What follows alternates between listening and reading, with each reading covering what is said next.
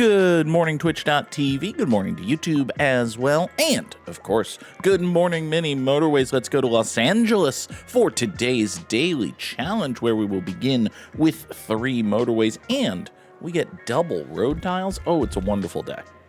It is a wonderful day here in sunny LA, as opposed to pretty chilly and fairly frigid western Massachusetts, where it is 34 degrees outside, and that represents a rather significant uptick in the warmness. Yeah. Listen, friends, I do enjoy living. Well, I think I prefer living in New England to most other places, at least in the U.S. If I could live in Los Angeles, I probably would. It sounds nice, man. I know there are problems, and there's, traffic, and it gets hot, and it's also, built on a desert, and part of the emblematic of the hubris and inevitable collapse of the American empire and all that. But, we're going to live through the fall of the American empire in Massachusetts or California, so it might as well be sunny for a while, right? Right? Okay.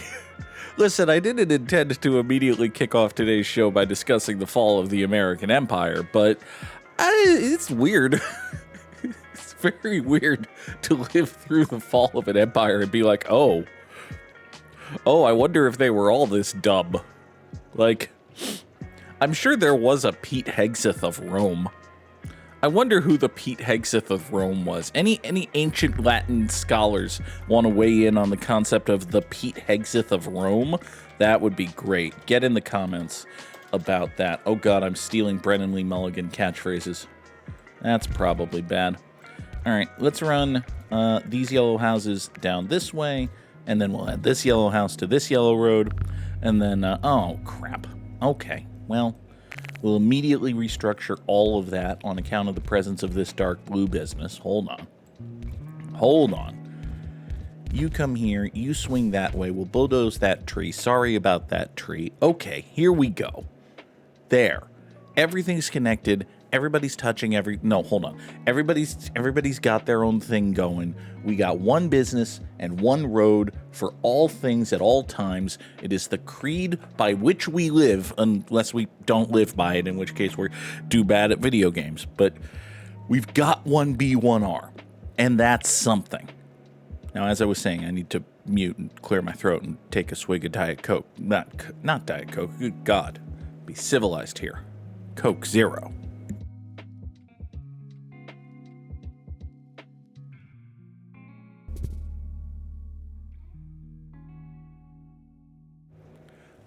Coca-Cola Zero Sugar, the breakfast beverage of champions. Listen, Coca-Cola Bottling Company, you're fucking evil. Hold on, that's a bad way to start a sales pitch. Listen, Coca-Cola Bottling Company, screw it, you're fucking evil. However, for the low price of, 124 pack of Coca-Cola Zero Sugar delivered to my home every week for the rest of my natural life, you too can hashtag sponsor the Goog. That's a thing you can do. That's a thing you can do. Listen, I'm not saying anyone who's any level of evil can sponsor the underscore Goog. There are, at the very least, sliding scales of pricing. Like, if you want me to slap a Halliburton well, actually, I think Halliburton has rebranded and repackaged themselves 1,000 times, so I don't even know what the company that used to be called Halliburton is now. It's a good question. Let's just Google that. What is Halliburton? Are you still a thing? Oh, Halliburton is still a thing. Okay. I'm not saying that a 24-pack of Coke Zero delivered to my house every Thursday night for the rest of time would, make me slap a Halliburton logo. There'd probably have to be 10 figures of money exchanged. But, everybody, as the $1 Million Man would say, has a price. Glorious. Hey, the drop actually worked that time. I have no idea why this drop decides to work sometimes and decides to not work other times. Okay. We shan't go any deeper into it than that. The thing that I wanted to talk about, instead of, the rapidly accelerating fall of the American empire, was the Mets. you know, that, oh, God. Oh, let's not please connect the New York Mets to the fall of the American Empire. That sounds depressing. We're already really good on road tiles on account of getting double of them, so we're not going to take the 60 here. I'll take a roundabout. This yellow business will go that away. This red house, at the very least, is swinging down here for this business. We're probably doing 2 of those. Let's run you over to here. So we get 2 here, 1 there, and that's just about all we can do vis-a-vis red folks, at least for the moment. All right. So yesterday, a scant 24 hours ago, we talked about the New York Mets and how they had failed to sign free agent slugger Kyle Schwarber, and how they had failed to sign free agent relief pitcher who had formerly been New York Mets relief pitcher Edwin Diaz. And we concluded that, hey, you know, the Mets better fucking do something, right? You remember this discussion about the Mets and how they had better, you know, fucking do something? Well, yesterday, the Mets failed to retain the services of free agent first baseman and now former New York Met Pete Alonso, because he signed with the Baltimore Orioles. I have many thoughts about this. The first of which, obviously, is what the hell are we doing with this right here? Okay, so this, first of all, this red circle, I think we're actually going to run red houses down this way to get over to here, because we've got this light blue house right here, and we want to run it like so. These reds right here want to end up going that way, so what I'll do is I'll put a roundabout right here about. You two go up that way, take your northern spur. You take that. These are both nice, simple things. 180-degree angles, all that good stuff. Simple roundabout. You go there. You 3 come down here. We're a little bit short on red housery, but got another light blue for this. Another red for theoretically something. Oop. Hold on. Our reds are getting angry. Hold on, reds. Hold on. Okay, so we got a lot of reds happening over here, but I don't necessarily need that many. Okay. Kind of wanted more reds to go over here, but okay. By the way, if you're hearing the drone of a wall heater, it's because my heat's on, and we did mention that it's 34 degrees outside, right? So that's just a thing that's gonna happen. So right now, because of the gross. You know, I do have 4 motorways. I think it might be time to deploy one of our motorways here just to deal with this, because we don't really want to, you know, run down here into the roundabout and get down over there. No. That seems bad and dumb. Now, what we could do is have these 2 join the road going down here to this circle business, and then motorway, say, 3 of these reds right here to get over to this business. That actually doesn't strike me as the worst idea in the history of the world. It might even strike me as a good idea, now that we mention it. Like, if we're being struck by ideas and all that, I think we might actually be struck by a good idea here. Hold on. All right, so we're going to take these reds, and we're going to loop them like that way, and we're going to kill this road right here. The death of this road right here doesn't really impact anything other than this business, right? We add these 2 down here, provide extra support for this business, and now let's just peel, like, these 3 reds right here. Let's just take these 3 reds right here, draw motorway number 2 up in this way. There. So these 3 reds provide the support for this business. If this ever rounds itself out, we might need to reevaluate things, but it'll be fine. It'll be completely and totally fine. So Pete Alonso signs with the Baltimore Orioles. And listen, For those who don't know, who perhaps don't pay super close attention to the New York Mets, or perhaps just don't follow stuff, totally understandable. First of all, I've got 151 road tiles. So while I totally could motorway these 3 yellows over to here, I think we can also do it with a bridge. Like, I think if we just bridge down this way, and then swing out here and cut up that way, these 1, 2, 3, hell, let's make it 4 yellow houses, because this guy wasn't doing anything to begin with. So these 1, 2, 3, 4 yellow houses can support this yellow business. If either of these yellows gets roundy, we can peel some dudes. It'll be fine. And also, because we got rid of the red road that was coming through here, we can, and in fact shall, should, and will, go through this way, tighten up this dark blue road, make life easier for this business. Next, we'll take, excuse me, we'll take a roundabout. I've got a bridge and 3 motorways. I think we're going to be okay for a minute. This blue up here has rounded itself, so what we're going to do is we're going to grab these 4 blues right here, toss them into the roundabout, provide extra support for that business. These 1, 2, 3 blues down here will replace all of this as the support for that business. We have 4 red houses here, presently not doing anything, so if this business wanted to go red, that would just be excellent. Like, there's no color that really doom screws it or anything, but being red would probably be for the best. Okay, now.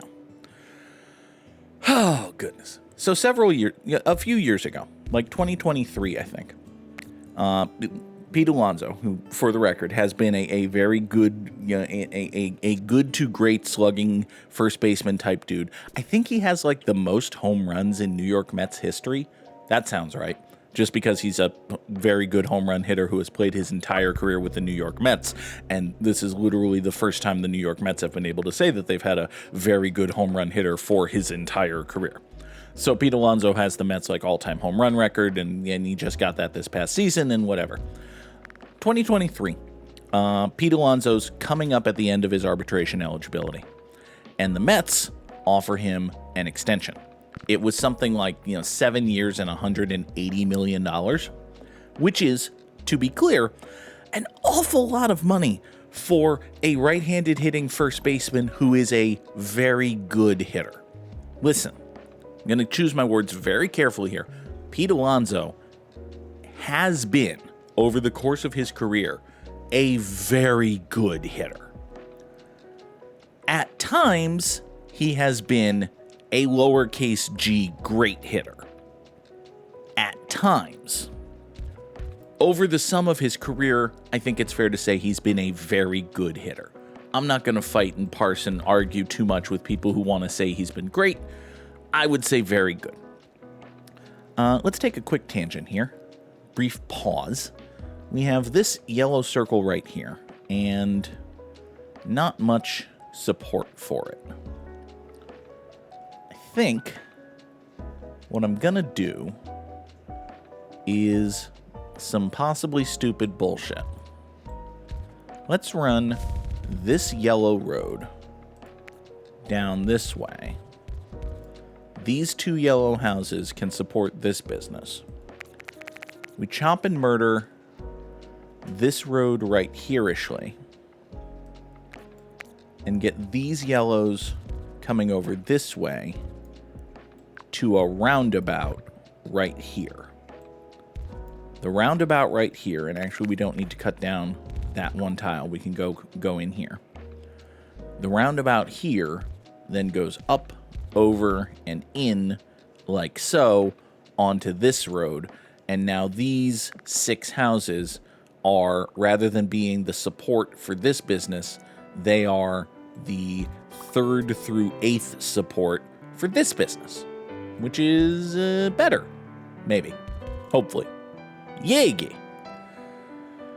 All right, we just got a whole bunch of green spawn up here, which tells me that either Alan is coming to fix our finances, or this business intends to round itself, or we're going to get another green business soon. Probably one of those three things is going to happen. So sometime in 2023, the Mets offered Pete Alonso a 7-year contract extension, which is an awful long time to commit to a right-handed hitting first baseman who is a very good, although probably not historically great hitter, who is, let's be kind and say, athletically challenged at times. If you've ever seen Pete Alonso play defense, it's an adventure. On good days. Listen, adventures can be fun. Adventures don't have to be terrifying, horrifying nonsense garbage. Sometimes they are.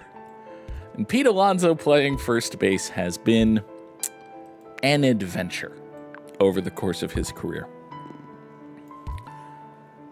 Let's take these 3 greens right here. We'll draw motorway number 3, send them all the way down here, support this business.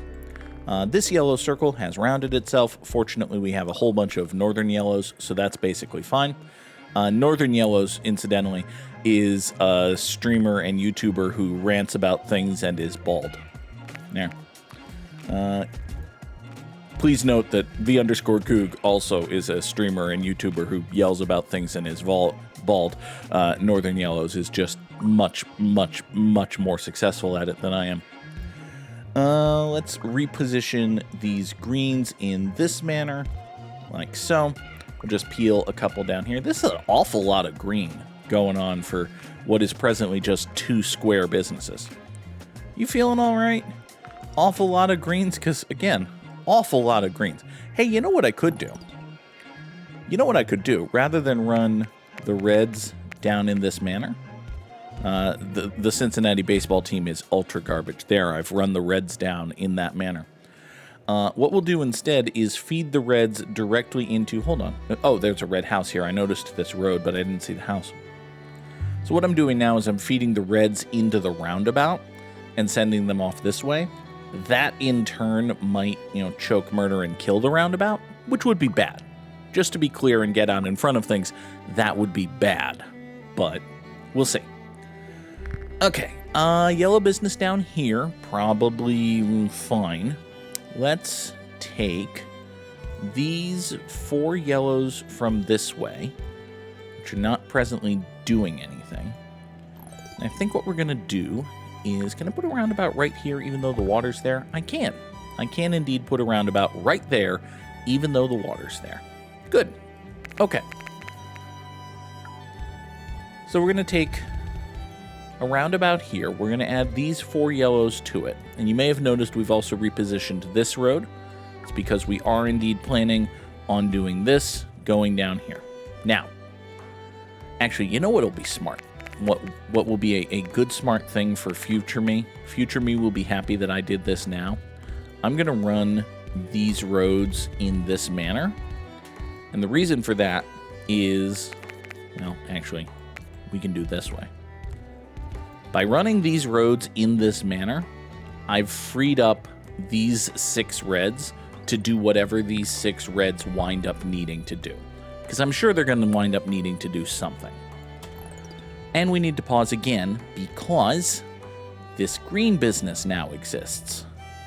That's quite bad, actually. All right. Well, I think we're gonna want to undo this yellow road. We're gonna want to grab a few of these greens from over here, which are presently doing nothing. Grab a 4th for you. Okay. New 1, 2, 3, 4 greens can come down here via motorway number 4. Now we still have these yellows right here, but if we do this with a bridge, they get back into the roundabout into which they had previously been going. So this does use an extra bridge, which is unfortunate, but it doesn't actually change anything about the traffic flow into or out of this roundabout. So that's nice. So Pete Alonso was coming toward the end of his arbitration eligibility, which meant that he would have been eligible for free agency. And the Mets, who very much enjoyed having Pete Alonso on their baseball team, were like, hey, Pete, buddy, we want to offer you a big contract. 7 years, $150 million. What do you say, friend? And Pete Alonso said no. Pete Alonso said, no, I would rather become a free agent. I think I'll get more money that way. And then the Mets fired their GM because, well, among other things, he offered Pete Alonso a 7-year contract extension, even though it was fairly obvious even 2 or 3 years ago that Pete Alonso was quickly leaving his athletic prime and was soon to become even worse at all of the things he's already bad at, and perhaps not quite as good at the things he's good at anymore. So they brought in a new president of baseball operations, David Stearns, and he has a different approach to things, and his approach to things says, hey, if you have a very good, although not great hitter who is, let's say, athletically challenged and already can only sort of play first base, you don't want to offer that guy a super long-term contract extension, because guys like that, just in general, they tend to age, well, not unlike milk. You know, sometimes it's fine, but how many right-handed hitting first basemen who were very good, although not great hitters, had exceedingly long careers? You know? Yeah, there's, you know, your Frank Thomases and your Jeff Bagwells and all, but Pete Alonso was never, even at his very best, as good a hitter as Frank Thomas or Jeff Bagwell. He was, you know, not quite as good as that. I'm not saying he was Kevin Millar or Ty France or nothing, but he's a very good, occasionally lowercase g hitter who is athletically challenged, let's say. And, well, you just don't want to tie yourself up in a 7-year contract with a guy like that, because there's a better than decent chance that in 7 years, not only is Pete Alonso not a very good baseball player, in 7 years, Pete Alonso might not be a baseball player, at least not a major league quality one. So Pete didn't get his big extension with the Mets. He turned it down. Good morning, Clancy. We're talking baseball from Maine to San Diego and all that. Let's see here. This red circle's starting to become a bit of an issue. Hey, you remember how we separated all of these red guys for emergencies in the future? Well, behold, it is the future, and we have an emergency. Well, maybe not an emergency, but certainly a developing situation, at the very least. So let's take 06. We'll leave these two. We're going to take all 6 of these red fuckers right here. And we're going to plot motorway number 5 right smack dab in the middle of them. And we're going to run it down this way. And now this red business is totally fine. Just like that, we've immediately solved the problem of this business. I never have to worry about this particular red business ever, ever, ever again. So that's good. So Pete Alonso didn't accept the Mets' offer of a contract extension, and then the Mets turned over their entire front office. So the new front office was like, no, buddy, we're not doing that. And Pete Alonso became a free agent, and this was last winter. You may remember, 2024, Pete Alonso hits a game-winning home run to advance the Mets in the playoffs, and everybody's happy, and then he becomes a free agent, and he goes out to the market and says, hey, somebody give me a 7-year contract. And the market was like, no. Because, you see, a fair number of baseball teams, particularly in the moment, were like, hey, Pete, you're a very good hitter, although not a great hitter, and, well, you're a right-handed, athletically challenged first baseman who already only can sort of play defense. Those guys don't age well. Let's not. And Pete Alonso kicked around on the free agent market for a while, and nobody gave him his big, long contract. And eventually, the Mets were like, listen, buddy, we'll give you a short-term contract. We'll give you a contract. We'll give you an opt-out. You can be a free agent again next season. And Pete Alonso was like, no, I'm not taking that. I want a big deal.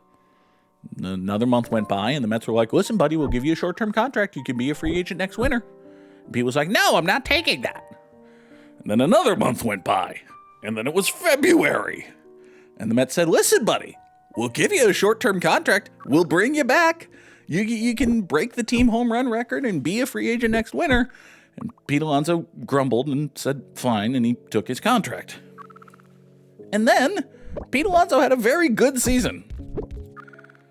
Pete Alonso was a better hitter for most of 2025 than he was for any of 2024.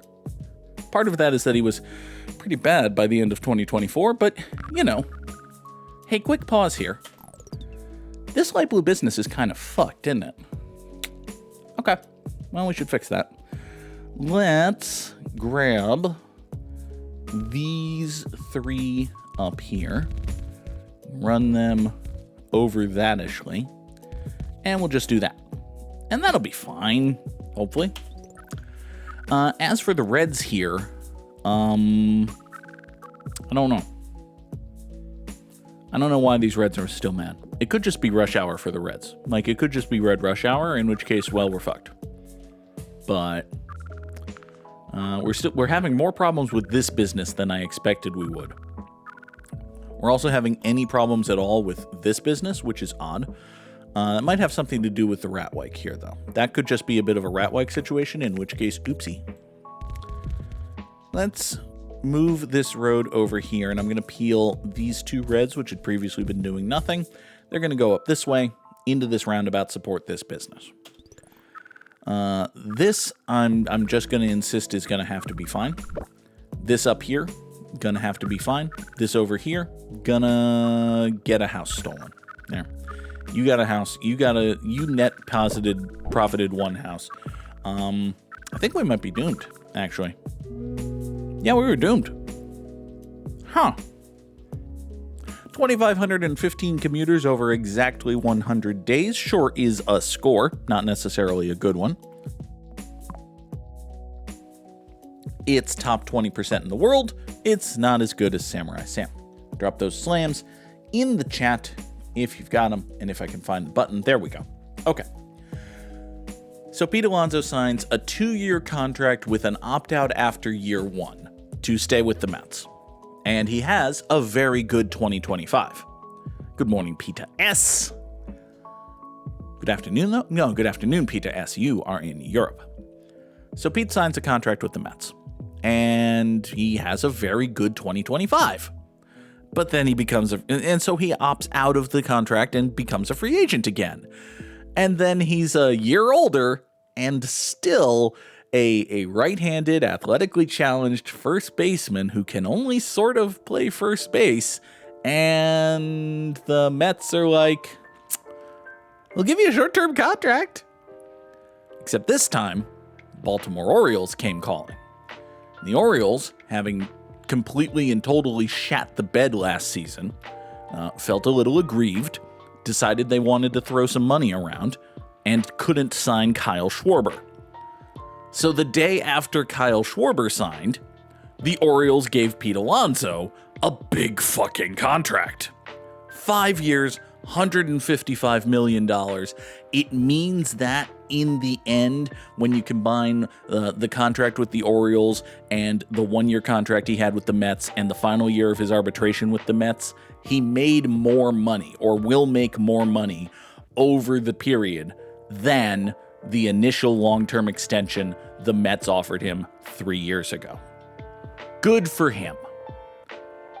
Good, at least in the short term, probably for the Orioles. The Orioles needed a bat. They went out and got a bat.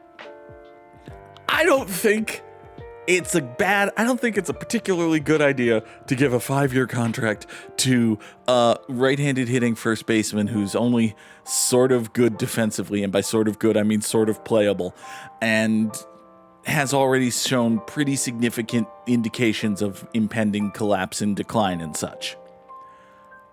As a Mets fan, I'm pretty okay not giving Pete Alonso that contract. It's okay. However, let's bring in our Wordle here. Bring in our Wordle friend. The wordle today is cheek. No, the wordle today is cheap. Because that is what people are saying the Mets are being by not giving Pete Alonso a gigantic contract. It's been a bad couple of days for the Mets. Because, so here's what happened with the Mets this offseason so far. Let's go back to last season. They have a horrible collapse, blow a big division lead, choke their way out of the playoffs, totally play like shit down the stretch of the season. Right? They then trade away Brandon Nimmo, who had been on the team for a very long time. They don't re-sign Edwin Diaz, who had been a very good closer the past couple of years. They don't re-sign Pete Alonso, who has an argument for being the best pure slugger in Mets history and had necessarily been on the Mets for a very long time. They do sign Devin Williams, who was just the Yankees closer. And if you're not paying super close attention to baseball but are a casual fan, might remember Devin Williams got blown the fuck out of the Yankees closer job in April, and you might also remember one time he gave up a very important home run to literally Pete Alonso. And the Mets haven't done anything else yet. So if the season was to start today, the Mets left fielder would probably be Jeff McNeil, who can only sort of play left field, and that's assuming his shoulder isn't fucked. Did I mention that Jeff McNeil had shoulder surgery this offseason? Their first baseman would probably be Mark Vientos, who is like Pete Alonso if Pete Alonso was worse at everything. A lot worse.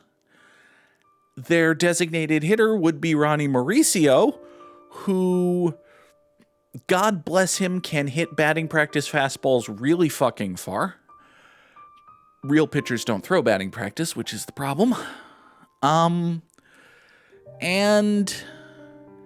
they signed Devin Williams, and they have a couple of other good relievers, but their starting rotation would be the exact same starting rotation that just shat the bed and blew a large division lead because none of them could go more than 3 innings at a time being any good. So that's bad, right? Like, that's all bad. You know, you can say what you want about the long-term prospects of giving Pete Alonso a 5-year contract, or just retaining the 5 years remaining on Brandon Nimmo's contract, or giving Edwin Diaz a deal, but it's not a good look for the Mets right now, and they've kind of been eating it the past couple days. The local media has gone insane. It's a bad time. It's worth noting that it is December 11th right now, and the Major League Baseball season, famously, does not begin on December 12th. It does, in fact, not begin for another 3.5 months. There are, believe it or not, a fair few good players still available. The wordle today could be sweet. It could totally be sweet. It's not, but it could have been. And now we know that there's only one E. So that's something. Like, hypothetically, theoretically, the Mets could sign Michael King, very good free agent starting pitcher. Keep forgetting the Japanese players' first names. But, believe it's, Tatsuya Imai. Very good free agent Japanese pitcher. They could sign him. They could sign another Japanese dude, first baseman, Kazuma Okamoto. They could sign him. He's apparently good. He's a free agent. He's available. They could sign Kyle Tucker, who's a damn fine hitter, much better hitter than Pete Alonso. Out there, available, free agent, costs only money. Yesterday, within the hours after it came out that Pete Alonso had signed with the Orioles, rumor mill started firing up that the Mets are looking at maybe acquiring Wilson Contreras, who's a first baseman for the Cardinals. He's good. He's about as good a hitter as Pete Alonso, and he's better at defense. So there's plenty of things the Mets could do. What makes me worry is it could be dress. Peter's totally correct. It could be dress. It is, in fact, not dress, but we nailed that double S. That's a big deal. It could be bless. It's not. Alas. Well, I guess it could be guess. It's guess. Good job, Peter S. Thank you. So here's the thing. There's plenty of things the Mets could do if they wanted to build an excellent baseball team for 2026.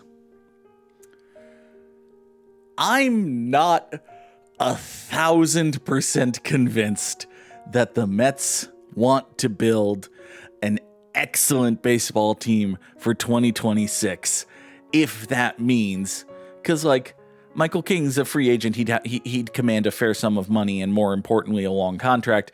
Tatsuya Imai is a free agent. He's well sought after. He'd command a princely sum of money and more importantly a long-term contract. And Kyle Tucker is rumored to be asking for a very, very long contract. And I don't necessarily love the idea of giving Kyle Tucker a very, very long contract. But it is possible that the Mets go out and sign a whole bunch of very good free agents, make a couple of good smart trades for some very good position players, and build what is both on paper and on the field a much better team than the team that finished the 2025 season by choking away everything and apparently having horrible clubhouse strife. And oh, by the way, do you think it might be related, this horrible clubhouse strife and the fact that the Mets are getting rid of a bunch of dudes who have been on the team forever? I wonder maybe if there might be some relation between those two facts. I don't know, man. I'm just saying that if my name was Jeff McNeil, I'd have a go bag packed. And if I was Francisco Lindor, I might be just evaluating the real estate market.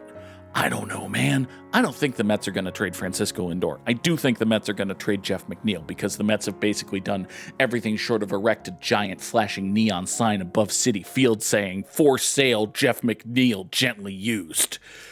It's the saddest 6-word story in history. Take that, Hemingway.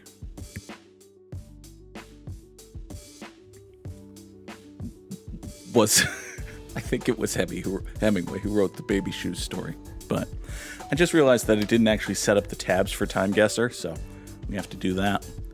Also, I have to be gone with the "Don't Tell Me the Answer" text, because if you know the answer, by all means, tell me where Pipitia Wharf is. So the Mets could do a whole bunch of things. They could also do nothing, right? Because what the Mets have, another thing the Mets have, is a bunch of promising prospects. And if you listen to people and you believe the right things and you pretend that every good prospect turns into a good Major League Baseball player, then the Mets have everything they'll ever need and more. For you see, Carson Bench was probably ready last season and they just didn't call him up because they had Cedric Mullins, and that turned out so well.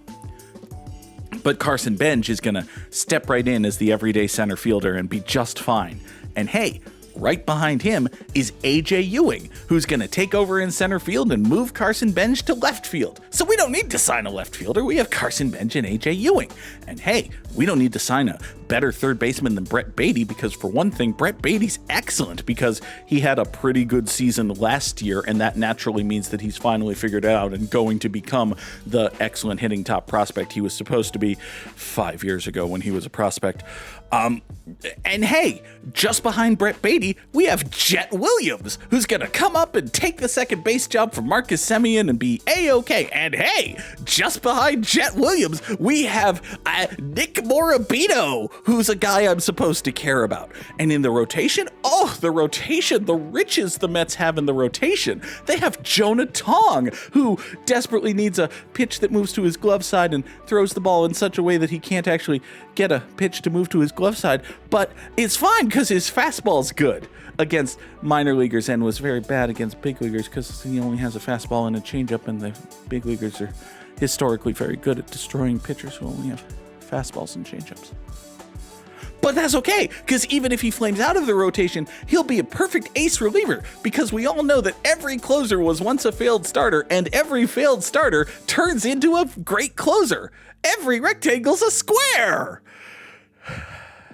This is the logic of people who absolutely don't want to trade or block any of the Mets prospects, and yeah, that's the fear. The fear is that they don't do anything big, major, and earth-shaking, and that they go into... we turned in a pretty good one eventually, Sam. The fear is that they just don't sign anyone for more than 2 years, and they bring in Cody Bellinger to play first base for a couple of years, and maybe they do that Wilson Contreras trade, and he's good. He's a good baseball player, and they sign, I don't know, Andrew Benintendi to play left field for a year until AJ Ewing's ready, and they sign nobody and just hand a rotation spot to Jonah Tong once Sean Manaea inevitably gets hurt again, because Sean Manaea is still hurt and didn't get the surgery he spent half of last season saying he needs, and they hand another rotation spot back to Brandon Sproat after Kodai Senga gets hurt again, because, well, he's Kodai Senga. And then they give another rotation spot to Christian Scott, who hasn't thrown a pitch in a year and a half, but we're going to pretend is totally ready and absolutely going to step right in. So, yeah, bottom line, I don't care that I don't care that the Mets didn't sign Pete Alonso to the stupid contract the Orioles gave him. I acknowledge that the Mets have a ton of money available and a wealth of great prospects and can do anything they want. I hope they do something soon. Oh yeah. Oh, people are mad. People are mad about, trading Nimmo and not re-signing Diaz and not re-signing Alonso. And listen, the Mets tried to re-sign Diaz. He just chose the Dodgers. And I said this yesterday and I'll say it again today. If you can't outsmart them, and you can't, they're very smart, and you can't out-appeal them, and you can't, they're literally in Los Angeles, California, and you won't outspend them, and they won't, I don't know how you beat the Dodgers unless you happen to find guys who just don't want to play for the Dodgers. It's worth noting at this time that Tetsuya Imai has publicly stated that he doesn't want to play for the Dodgers. So, all right. So this is the Bird Antarctic Expedition number 2. It's a neat little Condor plane flying out of Pipitia Wharf, presumably somewhere fairly close to Antarctica. So that would be what, down here, or perhaps over here, perhaps over here. Feel more Australian or New Zealandish about stuff. Oh, Lord. Can we figure out anything more specialized than that? And am I supposed to just know things? This goes bad when I'm supposed to just know things. Hey, our good friends at Shell have provided a whole bunch of barrels, which presumably have, things in them. Man, how come you don't have a flag on your plane, Bird? Also, it's very funny to me that a man named Bird is getting in a plane, but, All right. That's dangerous. Oh, our friends at Shell have also provided a neat little truck. Gee, I wonder what's in these barrels and trucks. The world may never know. All right, where the fuck are we? That's a good question. This is WBH. We're going to say that this is Wellington Bay Harbor in Wellington, New Zealand. That seems like a terrible idea. And yet, yeah, fuck it. We're at the southern tip of New Zealand in 19... When the hell would this have been? Good question. Good Lord. Look at that man's jacket. That's an impressive jacket you got there, bud. This is 1966. Oh, wait, this might be helpful. This is the Shell Company of New Zealand. Haha, I was right about something. All right, so we're down here, Wellington, New Zealand, 19 dickety such and such. Perhaps not Wellington. Perhaps Wellington is way the hell up here, actually. I don't know, man. How far south in New Zealand do you want to say that we are? Presumably, you'd be pretty south. Like, presumably, you wouldn't... If you're going to go to New Zealand, you'd be smart enough not to fly out of the airport in Auckland and instead go to Wellington or even Christchurch. But... All right. Yeah, sure. We're at what is now Wellington International Airport. Seems like a bad idea. In Wellington, New Zealand in 1966. Sure. Oh, we were a little bit further up here in that side in 1933. I'll take it. That works. Next. All right. We've got a Grecian flag. Holy shit, I recognized a flag. I also recognize a hate symbol, so that's lovely. But we got a Greek flag and possibly a Swiss flag? No, I think that's just a different Greek flag. Okay. So we're in Greece. I am a person who recognizes flags sometimes. I also recognize Greek. So again, we're in Greek.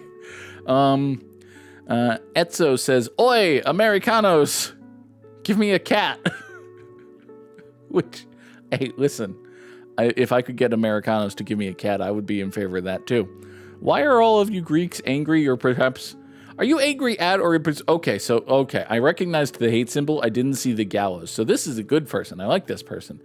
Who are we hanging? Who exactly? Okay. Well, that guy does seem, at least mustachio... Follicularly speaking.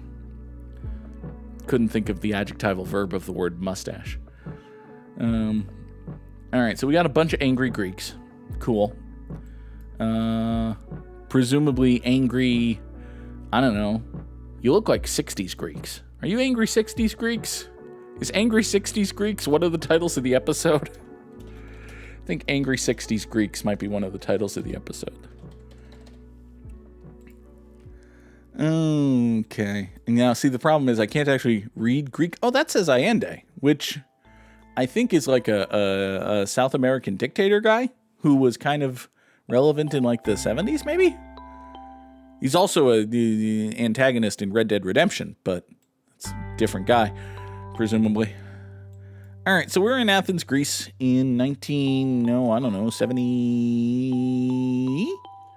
Yeah, let's just not end that number and thereby end that number. We're in Athens, Greece in 1970. That seems reasonable. We're in Athens, Greece in 1973. I'll take that. We'll take that every day. All right. Now, we've got the Dutch. Come on. This is either the Dutch Grand Prix or the Duluth Grand Prix. So, I don't think they do a Grand Prix of Duluth. Sorry. I've cracked myself up with the phrase the Grand Prix of Duluth, which naturally means that Grand Prix of Duluth is one of the titles of the episode. Because, come on, that was funny. All right. So, man, if I was a person who recognized race car drivers, this would be easy. It's not. You are, like, absolutely decked out and bedazzled and sponsor plastered, so it's probably fairly recent. Could just be 2025. That's entirely possible. Did this happen, like, yesterday? By the way, all three of you are from the Netherlands, so I don't think there's a Duluth in the Netherlands. Yeah, I don't know, man. Should we hedge our bets a little bit and say this was last year? I don't particularly feel like... All right, what can we glean from the sponsors? If we can glean anything from sponsors, that might be something. All right, Cash App. Cash App is very modern. Honda Racing, Quadra, Dynatrace. I think I've heard of Dynatrace. What's Dynatrace? It sounds bad. It sounds like a corporatized stalking and surveillance app. That's not good. This sounds like something that cops have a slightly slightly under the table deal with to, just be handed a whole bunch of surveillance footage of fucking everybody. Seems bad. Student.com could have been a website in 2002, actually. But, Cash App and Dynatrace, they seem pretty modern.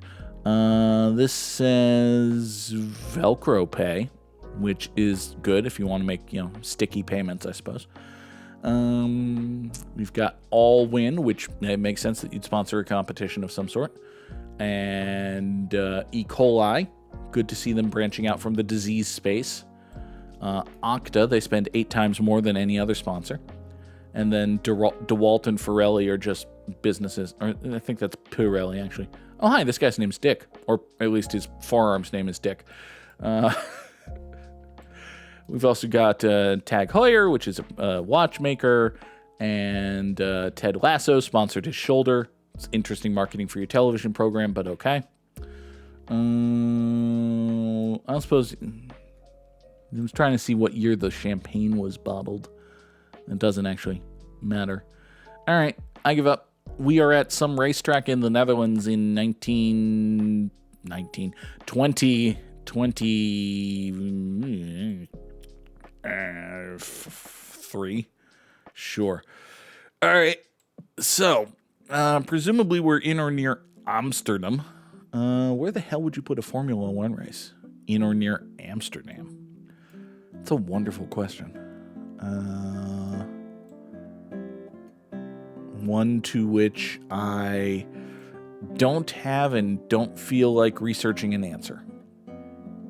So, Peters says it's west of Amsterdam. Hey, we have helpful cheatings at the beach.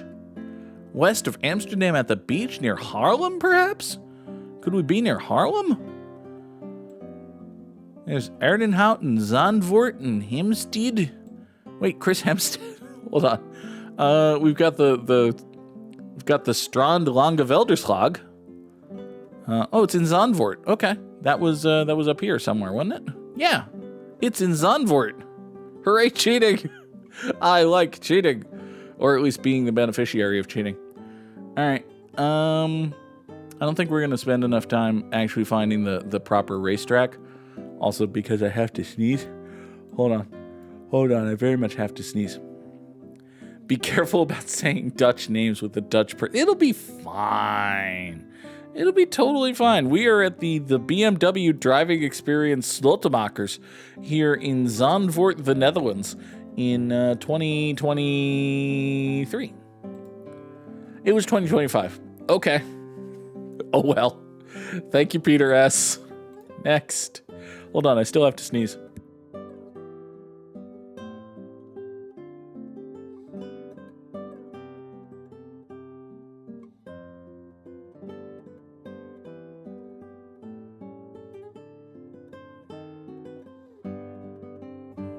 I didn't actually sneeze. It was one of those try to sneeze and then realize you don't have to sneeze. Ow, sneezes. My face hurts. Oh, God. All right. So these are the comfortable fiends of Peel. Interesting.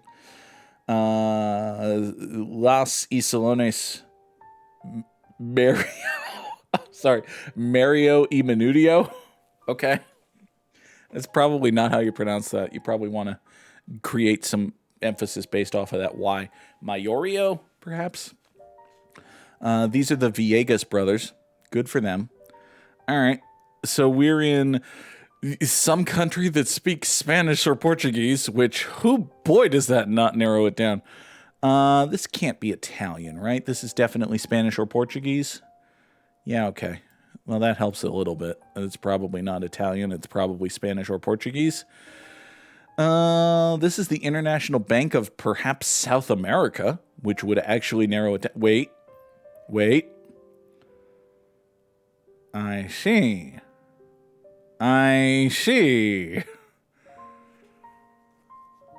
So that actually helps a fair bit, assuming that this is not a red herring. But, I don't know how to say red herring in Portuguese, and therefore it can't be one. Those are the rules. Please ignore the Air France. We're definitely not in France. Man. Okay. So this is what? Mexico City sometime in the 50s? That seems conceivable. Oh, you can get a highball. That's nice. It's 7:48 in the morning, Mexico City, but all right, go off. Yeah, Mexico City, Mexico, 1955. That seems conceivable. I feel good about that. Sort of. It was Mexico City, Mexico, 1956. I'm the greatest time guesser player in the history of the world. Obviously. Next. Oh, wait. All right, so this is the junction of Maine and Delaware. That helps. Only question is, where? Perhaps this... Oh! Well, there's a hint. I have an idea. I think we might have a thought. Oh, God. Sam's already dropping GGs in the chat, so I think I may have nailed this one already. Let's see here. So, do we have anything other than the publishing company to confirm that this is Detroit, Michigan? Because, like, it totally could be. There's Wells Fargo. This is like 1910 or something, right? By the way. The Palace is a Detroit thing. Now, it's also a many other places thing, but shirts from Manhattan. Ooh, Manhattan. Perhaps we're in New York, and by New York, we mean Detroit.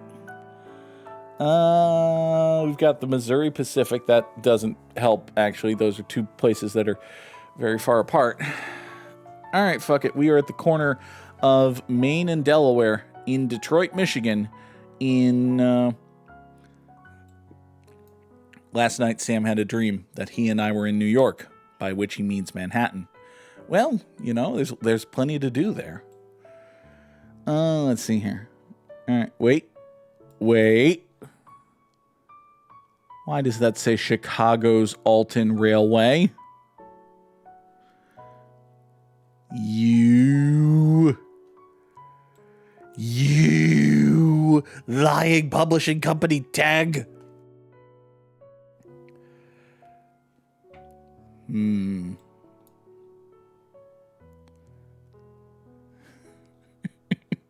Does say that, doesn't it, Sam? All right, so we are at the corner of Maine and Delaware in Chicago. Stupid. Now, if it turns out that it actually is Detroit, Detroit's like right over here, which is somewhat close-ish, a little bit. But yeah, we're going to go to Chicago and try to find Maine and or Delaware. It's probably near Michigan.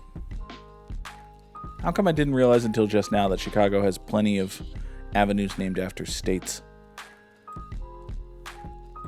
Oh, boy. This is Michigan Ave. Are you going to come to Delaware Avenue at any time, Chicago? Do you have a Delaware Ave? Do you have a Main Street? I'm sure you must have something called Main Street. But, where the fuck is it?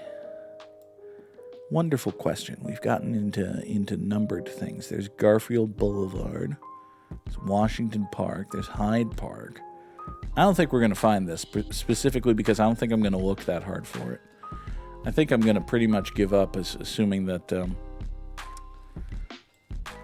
yeah, I don't actually care that much.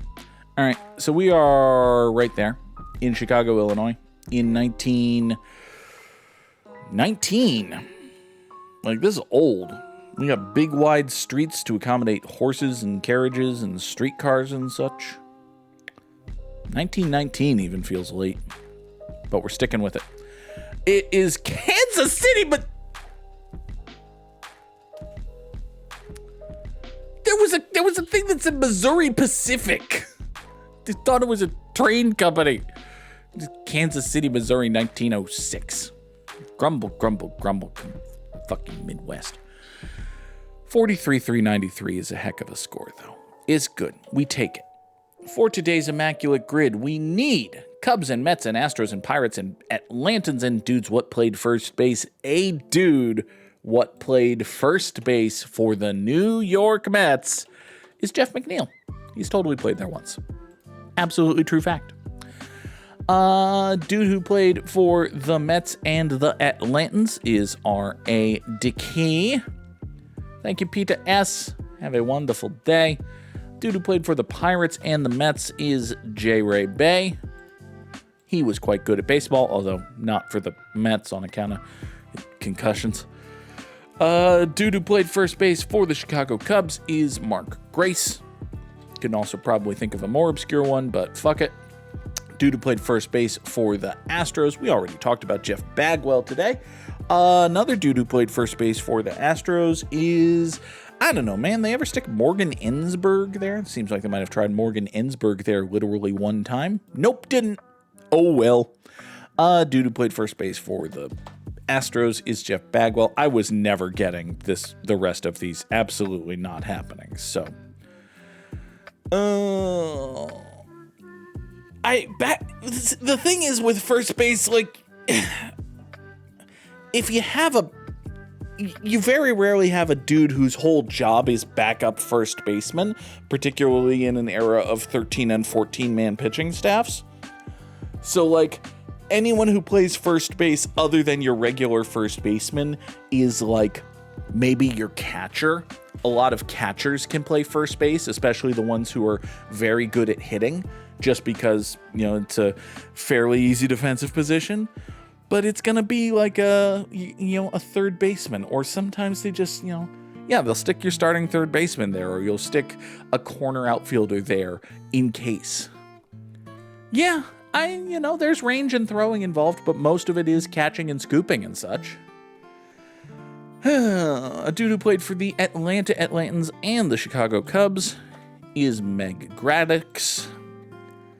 Dude who played for the Pirates and the Cubs is, man, I don't know, Danny Darwin? I think Danny Darwin was a Cub. I'm wrong, but, okay. Alejandro de Aza was not a Pirate, sadly. So, dude who played for the Pirates and the Cubs is Freddie Sanchez? I do not feel good about any of that. Okay, fine.